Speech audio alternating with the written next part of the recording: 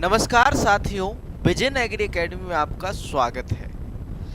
आज जो हम सेशन लेकर आए हैं या 8 बजे जो हम डेली सेशन लेकर आने वाले हैं बच्चों, उसमें आपकी 5 परीक्षाओं की तैयारी करवाएंगे।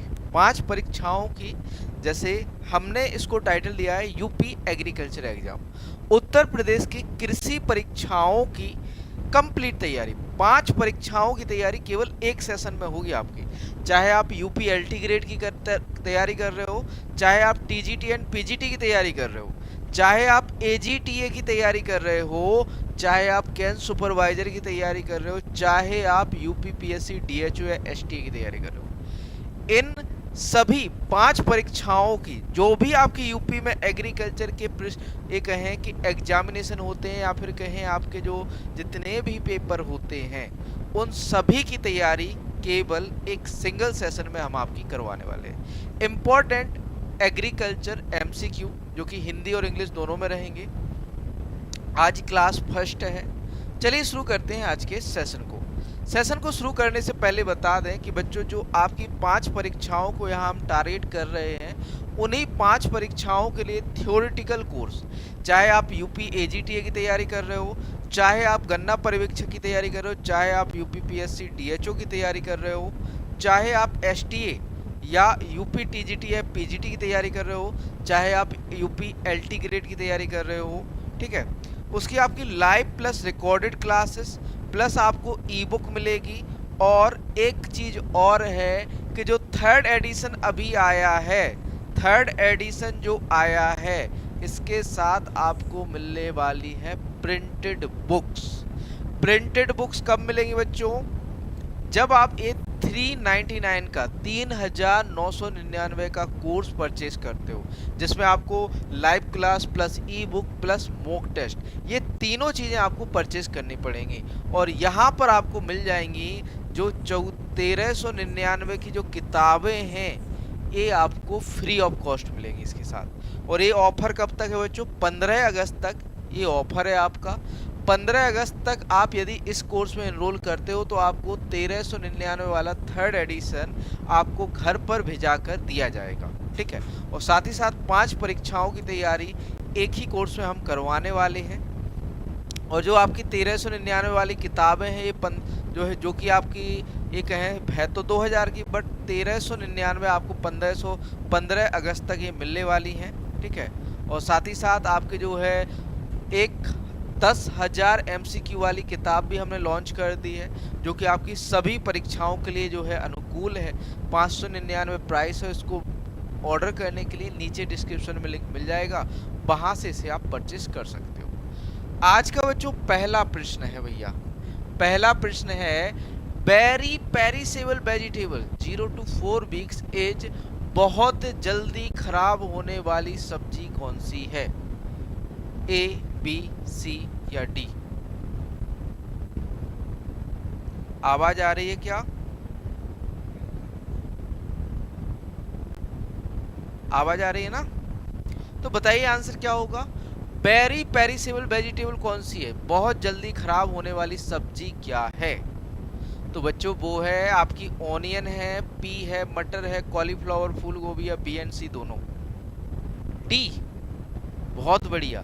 आपका प्याज तो देखो लंबे समय तक आप भंडारित कर लेते हो, 5 महीने 6 महीने, लेकिन भैया मटर और आपका जो कॉलीफ्लावर है, फूल गोभी है, ये आपके जल्दी खराब होने वाले हैं। तो आगे हम बच्चों यहाँ पर आंसर जान लेते हैं। तो यहाँ पर ऑप्शन डी राइट आंसर हो जाता है, बी एंड सी।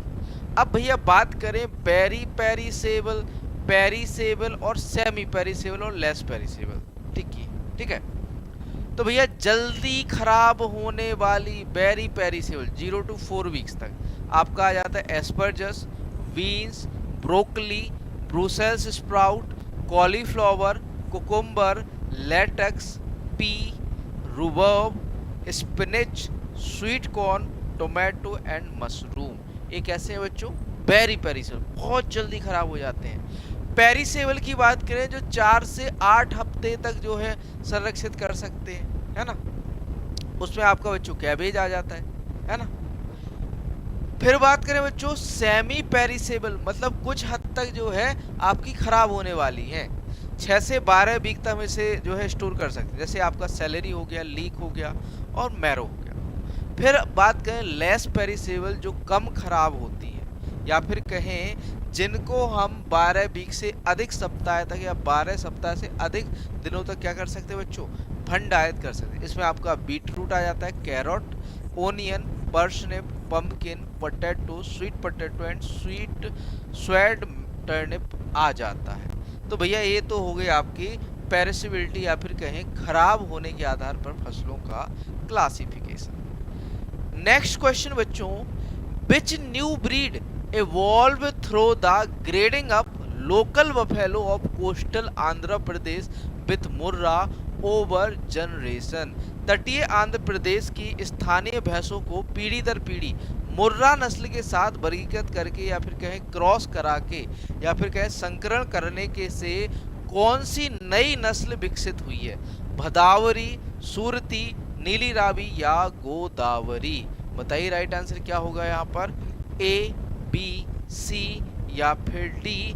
क्या होगा सही उत्तर मेरे प्यारे बच्चों? जल्दी से आंसर कर दीजिए, ए, बी, सी या फिर डी? क्या होगा सही उत्तर? जल्दी से बताइए आंसर, ए, बी, सी, डी।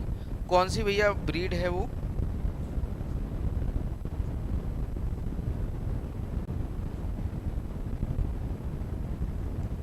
जल्दी से आंसर कीजिए।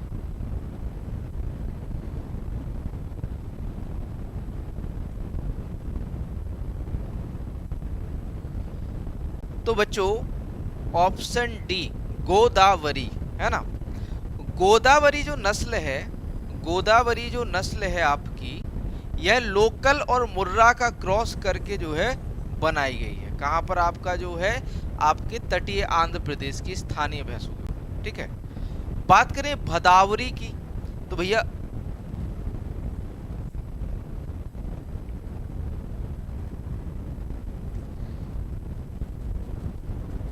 भदावरी जो है यूपी और आगरा क्षेत्र के भदावर क्षेत्र से संबंधित है। भैया भदावरी कहां से है? यूपी आगरा क्षेत्र से। सबसे ज्यादा fat percent, highest fat percent होता है भैया इसमें, हाईएस्ट फैट परसेंटेज होता है किसके अंदर? आपका भदावरी ब्रीड के अंदर, ठीक है। भदावरी ब्रीड जो कि आपके यूपी के आगरा जिले से है, आगरा क्षेत्र से है, ठीक है। और यह जो है सबसे ज्यादा जो है हीट टॉलरेंस या फिर कहें सबसे ज्यादा गर्मी को सहन करने वाली है। आगे बात करें सूरती की, तो भैया सूरती को एक ही चीज के लिए जाना जाता है भैया, इसके सिकल शेप्ड हॉर्न। ज्यादातर एग्जाम में पूछा जाता है कि सिकल शेप्ड हॉर्न या दराती के आकार के जो सींग होते हैं वो किस ब्रीड के होते हैं, किस नस्ल के होते हैं? तो भैया सूरती के होते हैं। किसके होते हैं बच्चों?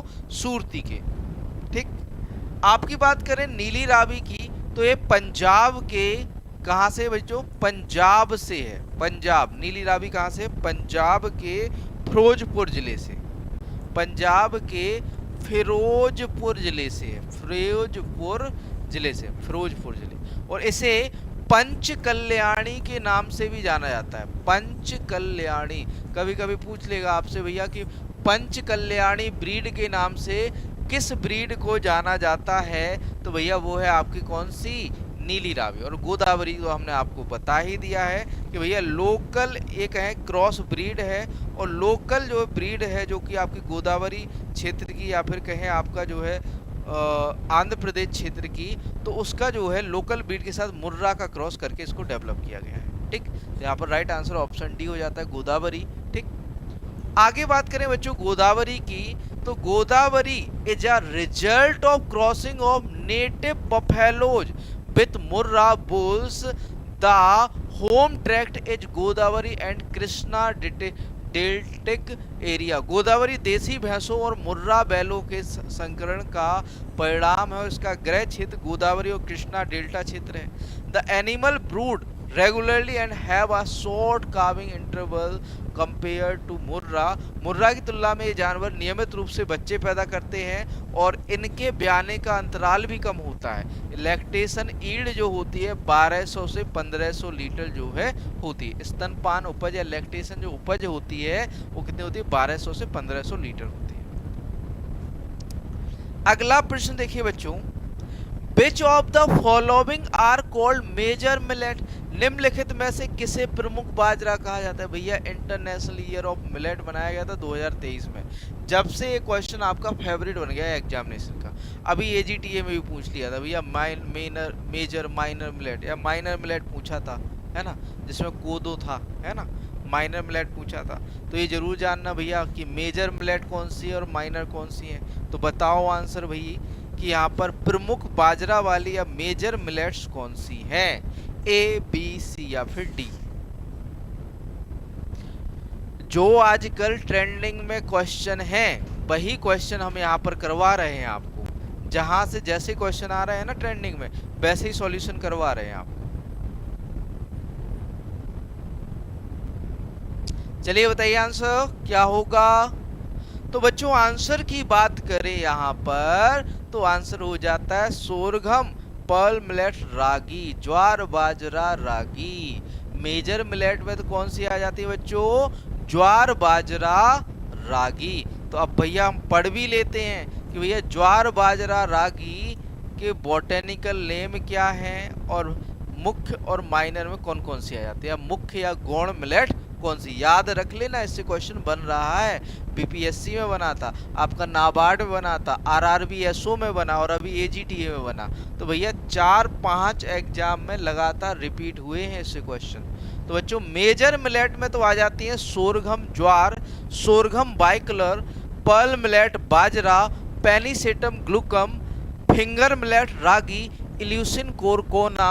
और माइनर मिलेट में आ जाता है बच्चों फॉक्सटाइल मिलेट, कंगनी, सेटेरिया इटैलिका। इसे इटालियन मिलेट भी कहते हैं, है ना। इसे क्या कहते हैं बच्चों? इटालियन मिलेट भी कहते हैं। लिटिल मिलेट समई या कुटकी, पैनिकम मिलेरे, पोर्सो मिलेट चीना, पैनिकम मिलीसियम, बार्नयार्ड मिलेट सावा, इकोनोक्लोआ फ्रूमेंटेसिया, कोदो मिलेट पास्पेलम स्क्रोवाइकुलेटम। कभी कभी बच्चों सीधा सीधा आपको नाम ना देके साइंटिफिक नेम भी दे देता है, फिर पूछता है कि भैया कौन सी माइनर है कौन सी मेजर है, बताओ जल्दी से, है ना। तो ऐसे आपको जो है इससे एक क्वेश्चन आपका बन सकता है पक्का, ठीक है। आगे बढ़ते हैं, अगला क्वेश्चन देखो बच्चों, which of the following statements regarding aerobic rice is not true. Aerobic चावल के संबंध में निम्नलिखित में से कौन सा कथन सत्य नहीं है? They can be grown in water short irrigated lowlands, इन्हें पानी की कमी वाले निचले इलाकों में उगाया जा सकता है। इट्स सुइटेबल वैरायटी PMKR3, इसकी उपयुक्त किस्म जो है PMKR3 है। दे कैन बी रेनफेड और इरिगेटेड, वे वर्षा आधारित या सिंचित हो सकते हैं। Total water requirement is around 350 mm, कुल जल की आवश्यकता जो होती है लगभग 350 mm होती है। बताओ आंसर क्या होगा? कौन सा स्टेटमेंट यहाँ पर गलत दिया गया है, कौन सा कथन यहाँ पर बच्चों गलत दिया गया है? जल्दी से आंसर कर दो, A, B, C या फिर D, है ना। आप लोगों के हाथ में मोबाइल है और कमेंट कर दो, और सेशन अच्छो लगे ना तो क्या करने, आपको लाइक कर लेने और 4 जन को शेयर भी कर देने, है ना। अब देखो हमारे बुंदेलखंड में जई भाषा चलत है। बताओ आंसर क्या होगा, बताइए जल्दी से, क्या होगा राइट आंसर मेरे प्यारे बच्चों? तो भैया यहाँ पर चावल के लिए यदि वाटर रिक्वायरमेंट की बात करें तो वो होती है 650 mm एरोबिक राइस में, है ना। एरोबिक राइस में जो वाटर रिक्वायरमेंट होती है वो कितनी होती है बच्चों? 650 mm होती है। तो यहाँ पर 350 mm क्या हो जाता है? रॉन्ग हो जाता है। और हमसे क्या पूछा है? कौन सा कथन सत्य नहीं है? Is not to be true. तो भैया वो है आपका option D. Total water requirement कितनी होती है? 650 mm होती है, ना कि आपकी 350। ऑप्शन डी राइट हो जाता है। ठीक है, आगे बढ़ते हैं अगले प्रश्न की ओर, है ना। अगला प्रश्न है, BT brinjal is India's first genetically modified food crop, it has been developed by. BT बैंगन भारत की पहली आनुवांशिक रूप से संशोधित खाद्य फसल है। इसे किसके द्वारा विकसित किया गया था? किसके द्वारा विकसित किया गया था? आपका जो है एडको agro, release India limited, न्यूजी पीडू seed limited, या महाराष्ट्र हाइब्रिड सीड कॉर्पोरेशन, या नन ऑफ दीज। बताइए आंसर क्या होगा? ए बी सी डी या फिर ई? राइट आंसर बता दो भाई कि भैया जो आपका बीटी बैंगन है पहली अनुवांशिक रूप से या फिर कहें खाद्य फसल है भारत की। और वर्ल्ड की कौन सी है? वर्ल्ड की कौन सी खाद्य फसल है जो कि आपकी जेनेटिकली मॉडिफाई है? ये सारी चीजें हम बताने वाले हैं। पहले आंसर करो आप लोग, क्या होगा राइट आंसर? तो बच्चों आंसर बताने से पहले मैं आपको बता दूं कि वर्ल्ड की first GM crop, genetically modified, अनुवांशिक रूप से संशोधित, है ना, world first genetically modified GM crop कौन सी है? तो बच्चों वो है आपकी टोबैको में, है ना। टोबैको में निकाली गई थी सबसे पहली। ठीक, टोबैको में निकाली गई थी सबसे पहली विश्व की जो है जेनेटिकली मॉडिफाई किस्म। ठीक, और मैं किस्म का नाम भी बताना चाहूंगा।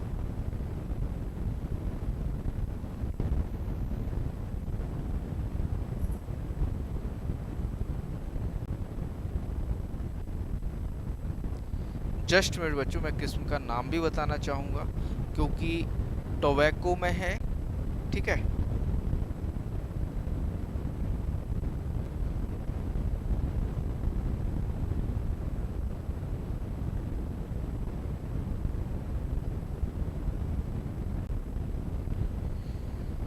माइंड से स्किप हो गई है, इस वजह से मुझे इसको ढूंढना पड़ेगा।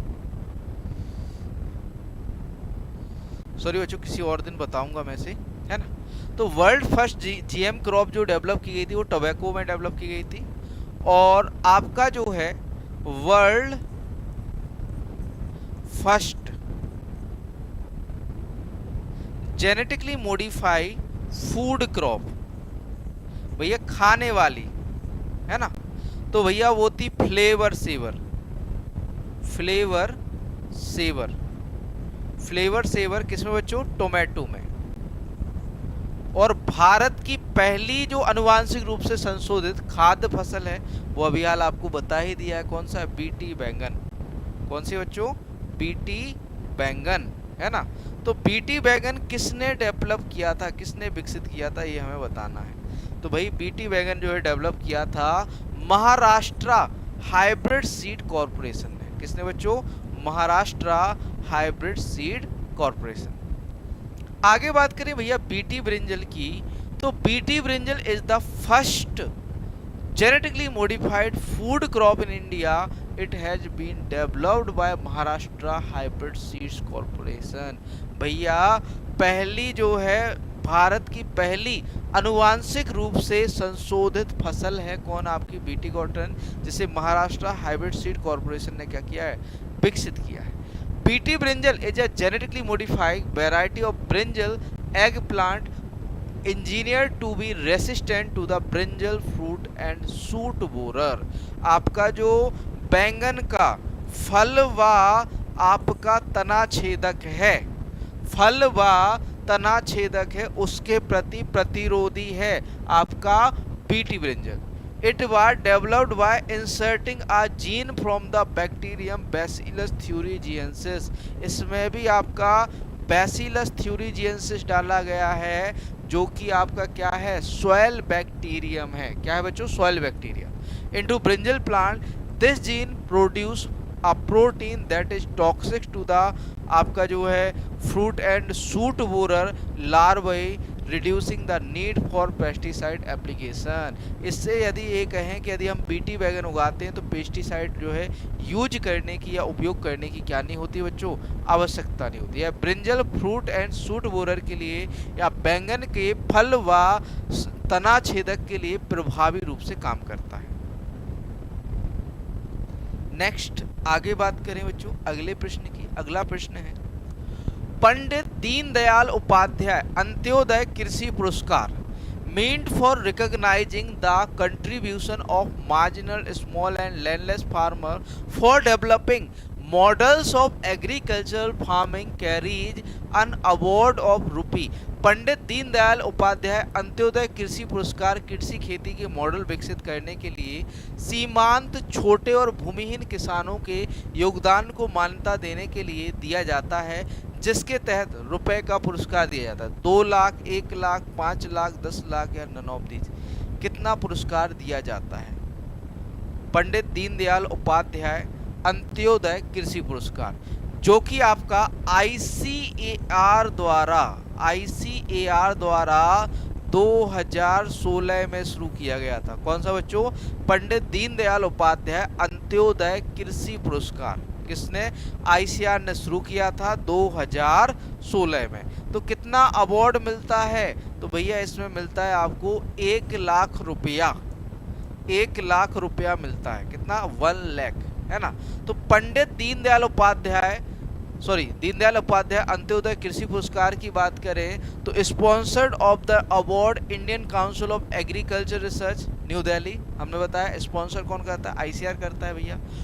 ऑब्जेक्टिव उद्देश्य क्या है? To recognise the contribution of marginal small and landless farmer for developing sustainable integrated model of farming. आपके जो सस्टेनेबल या फिर क्या सतत कृषि के जो मॉडल हैं जो कि कृषि में मदद करेंगे, उनको डेवलप करने पर जो आपके लैंडलेस फार्मर है या मार्जिनल या छोटे किसान हैं उनको दिया जाता है ना। Number of award and frequency की बात करें तो एक नेशनल लेवल पर दिया जाता है, लेवल 1 पर, जो कि 1 लाख रुपए का होता है। एंड अवार्ड सर्टिफिकेट दिया जाता है एक जूनल लेवल पर दिया जाता है जो कि 50,000 का होता है, जो कि अवार्ड आपका जो है लेवल 2 पे आता है। तो 2 अवार्ड दिए जाते हैं, एक आपका नेशनल लेवल पर 1 लाख का और जूनल लेवल पर आपका जो है 50,000 का अवार्ड इसमें आपको मिलता है। दीनदयाल उपाध्याय अंत्योदय कृषि पुरस्कार। कभी कभी पूछ लेगा ये किसके द्वारा स्पॉन्सर किया जाता है? तो भैया आईसीआर द्वारा। कब शुरू किया गया था? 2016 में शुरू किया गया था। अगला question, which plant disease is caused by Hemileia vastatrix. Hemileia vastatrix किस पौधे की बीमारी का कारण बनता है? लेट ब्लाइट ऑफ पोटैटो, आलू का पछेती झुलसा रोग, कॉफी रस्ट या व्हीट रस्ट या blast disease of rice.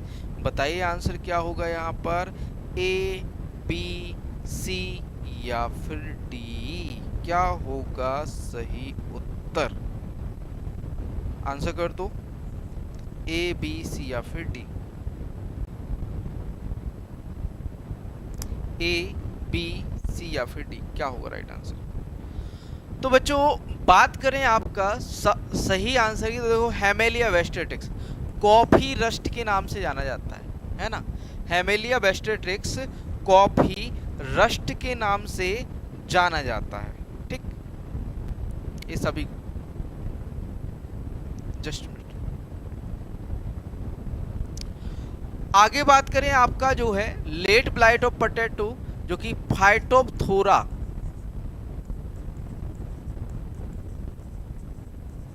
Infestans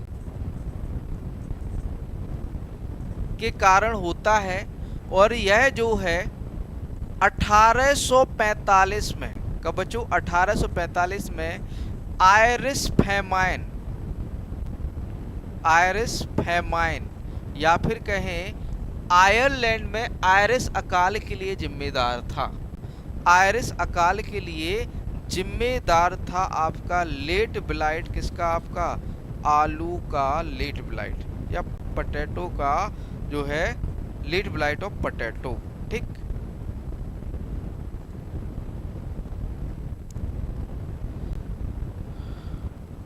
next बात करें बच्चों आपका जो है रस्ट की, है ना, नेक्स्ट कौन है आपका रस्ट, या फिर कहें आपका रोली रोग। इसे नॉर्मली रोली या गेरुई रूप से रस्ट के रूप में जाना जाता है।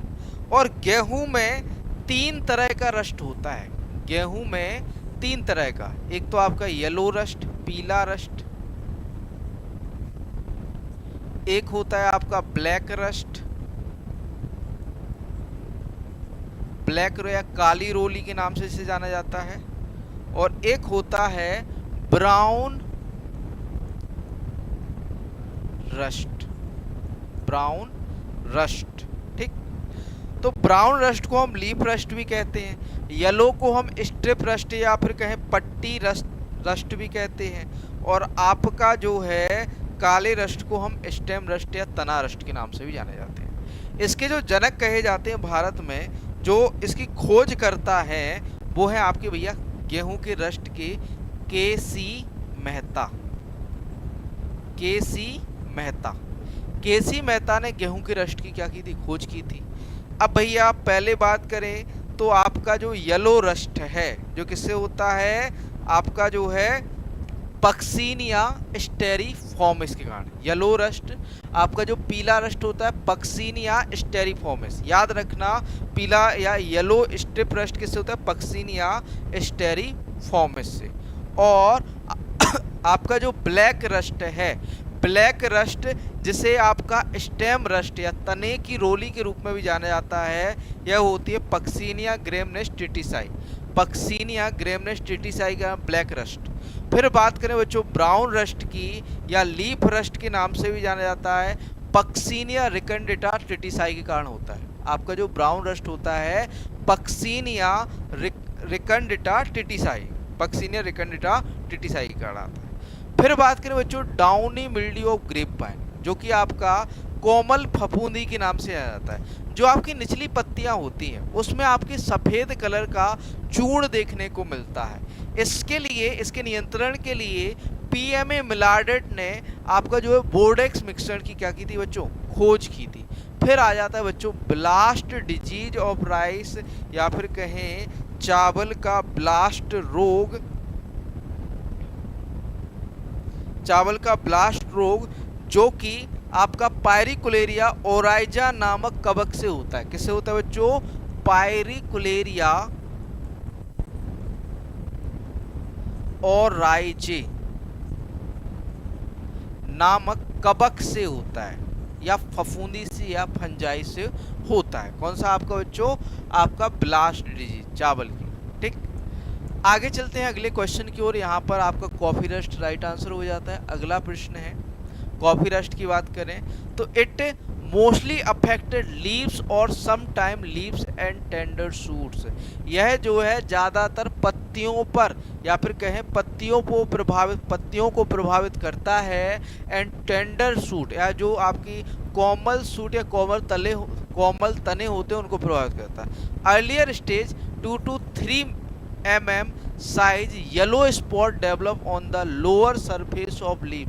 जो आपका सरफेस या फिर कहें पत्ती का निचला हिस्सा होता है उस पर 2 से 3 mm साइज के येलो कलर के या पीले रंग के स्पॉट या धब्बे बन जाते हैं।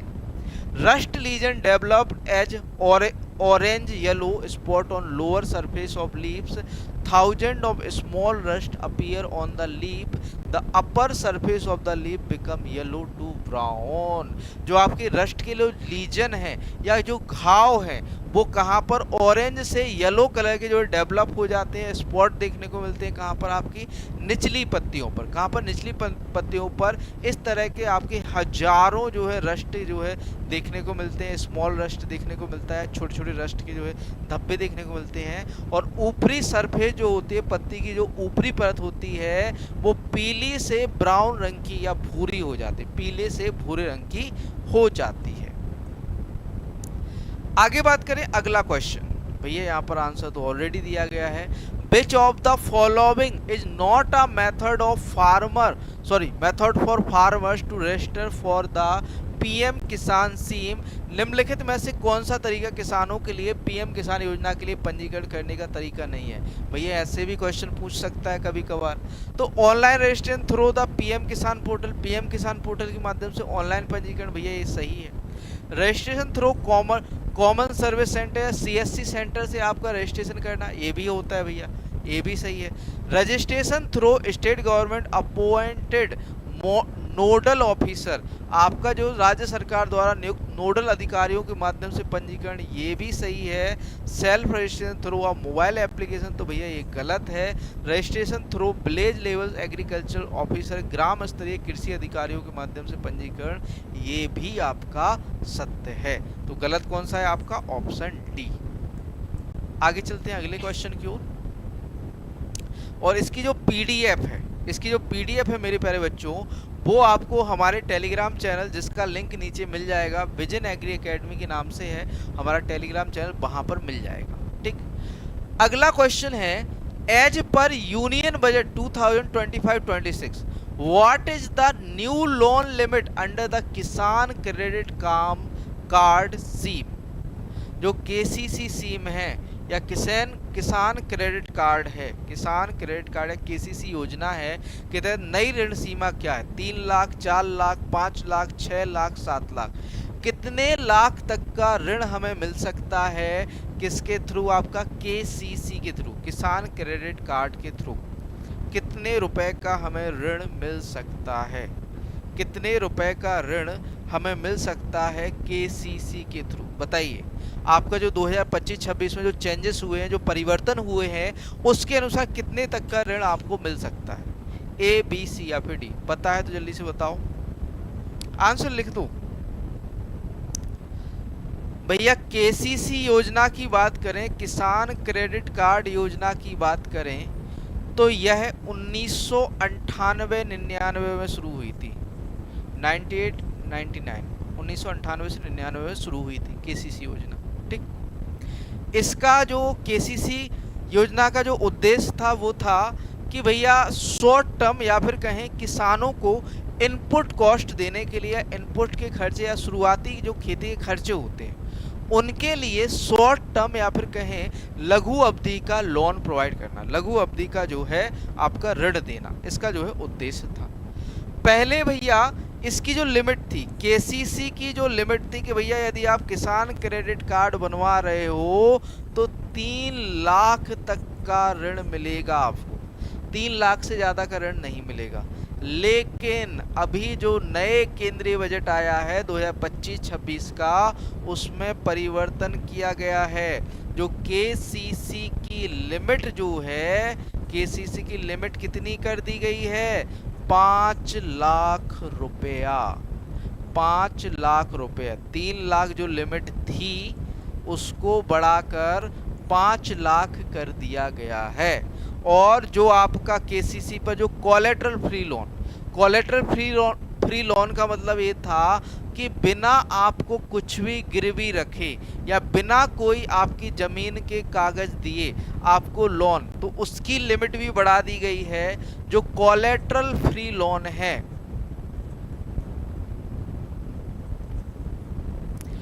कोलेटरल फ्री जो लोन है, पहले जो लिमिट थी 1.6 लाख थी या फिर कहें 1,60,000 थी। अब ये लिमिट बढ़ाकर कितनी कर दी गई है? 2 लाख कर दी गई है। आपके किस बजट में? 2025-26 के बजट में। 2025-26 के बजट में ये लिमिट बढ़ा के कितनी कर दी गई है? 1,60,000 से 2 लाख रुपए कर दी गई है। ठीक, ये आपके जो है केसीसी में मेजर चेंज हुए हैं आपके बजट में। तो यहाँ पर राइट आंसर आ जाता है कितना? 5 लाख। ठीक, अगला क्वेश्चन है, who develop the training and visit T&B system for agricultural extension services? कृषि विस्तार सेवाओं के लिए प्रशिक्षण और दौरा T&B प्रणाली किसने विकसित की थी?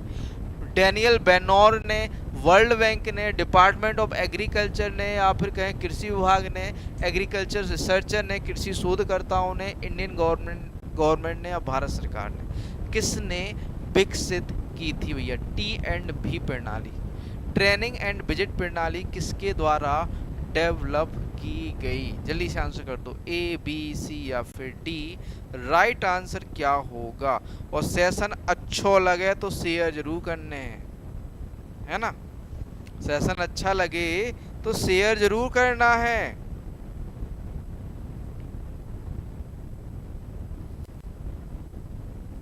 बताइए आंसर क्या होगा, ए बी सी या फिर डी? राइट आंसर क्या होगा?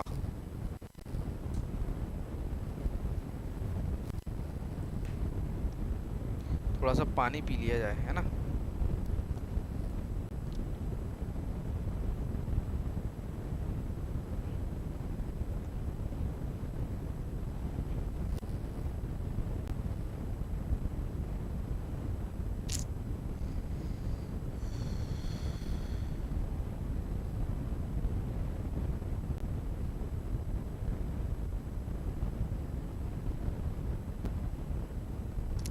तो बताइए राइट आंसर क्या होगा?